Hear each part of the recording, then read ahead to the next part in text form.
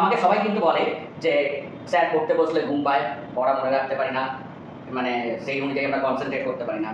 যাদের রিপিটার্স ব্যাচ, স্কুলে যাস না, রাত্রিবেলা তোরা কিন্তু প্রপারলি ঘুমোস না।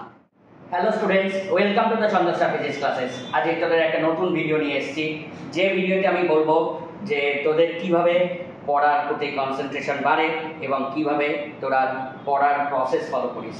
কারণ আমাকে সবাই কিন্তু বলে যে স্যার পড়তে বসলে ঘুম পায়, পড়া মনে রাখতে পারি না, মানে সেই অনুযায়ী আমরা কনসেন্ট্রেট করতে পারি না।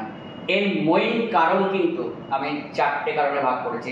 তোরা যদি আমার ভিডিওটা প্রপারলি দেখিস এবং সেই লটাকে ফলো করিস, তাহলে কিন্তু আশা করি তোদের যে প্রবলেম, দ্যাট ইজ পড়তে বসে ঘুম পায়, এনার্জি পাস না বা পড়া মনে থাকে না, সেটা কিন্তু সলভ হয়ে যাবে। প্রথম প্রবলেমটা কি? তোদের ইনসাফিসিয়েন্সি স্লিপ।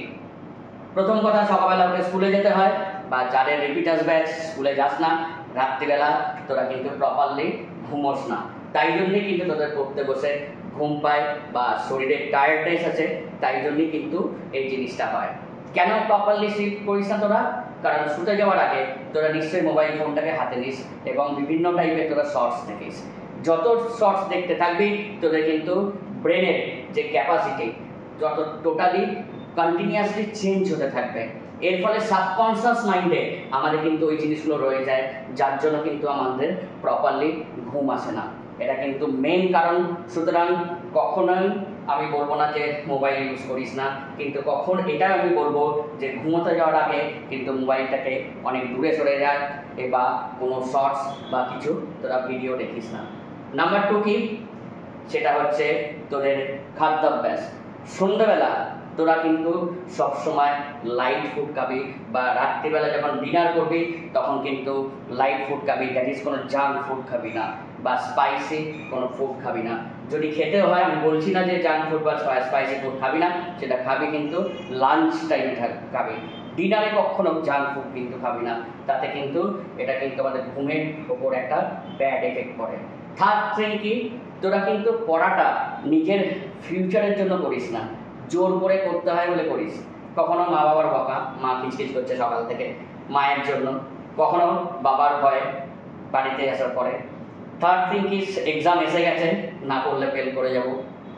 কোনোদিন কি ভেবে দেখেছিস যে আমি যত বেশি পড়তে পারবো সেটা কিন্তু আমার কেরিয়ারের পক্ষে ততটাই ভালো?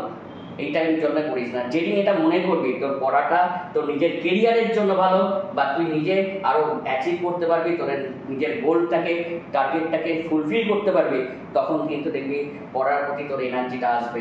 আর এনার্জিটা না থাকার কারণেই কিন্তু তোদের মানে প্রেশারের জন্য তোরা পড়াশোনা করিস, ওই জন্যই তোদের কিন্তু ঘুম পায়। আলটিমেটলি কোনো ভালো জিনিস, তোর মোবাইল দেখার সময় তো কোনোদিন ঘুম পায় না, বা গেমস খেলার সময় তো কোনোদিন ঘুম পায় না, বা সিনেমা দেখার সময় তো ঘুম না পেলেও তোরা মানে একদম চোখে দেশলাই কাঠি লাগিয়ে তোরা সিনেমা দেখিস। তার মানে একে তো ভালোবাসতে হবে যে আমার নিজের কেরিয়ারের জন্য পড়াশোনাটাকে আমার ঠিকঠাক করে করতে হবে, যতটা আমার দরকার। এটা কিন্তু থার্ড থিং গেল। আর ফোর্থ থিং, তোকে কিন্তু রাত্রিবেলা ঘুম রাত্রিবেলাই হয়, দিনের বেলা কখনো হয় না। সুতরাং প্রপারলি রাত্রিবেলা 11টার মধ্যে শুয়ে পড়। আমি বলছি প্রপারলি রাত্রিবেলা 11টার মধ্যে শুয়ে পড়। দরকার হলে তুই আর ভোরবেলা হোক, 4টের সময় হোক, 4টে থেকে 5টা 5:30 পর্যন্ত পড়। তাতে কিন্তু তোর কিন্তু সেই পড়াটা 1.5 ঘন্টা পড়াটা রাত্রিবেলা 4 ঘন্টা পড়ার থেকে অনেক কিন্তু উপযোগী। আর একটা যেটা আমি বলবো সেটা হচ্ছে তোদের কিন্তু ফিজিক্যাল ওয়ার্ক। তোদের ফিজিক্যাল ওয়ার্ক বলতে এখন কি? মোবাইল নিয়ে গেমিং করা বা ঘাড় মাখিয়ে রিলস দেখানো, ওটা কিন্তু ফিজিক্যাল ওয়ার্ক না। তোদের ফিজিক্যাল ওয়ার্ক মানে অন্তত যদি সময় পাস, যে কোনো সময় একটু ফ্রি হ্যান্ড কর। আমার এই কতগুলো তোরা রুলস ফলো কর, দেখবি তোরা অনেক অনেক অনেক ভালো রেজাল্ট করবি। থ্যাংক ইউ ভিডিওটা দেখার জন্য।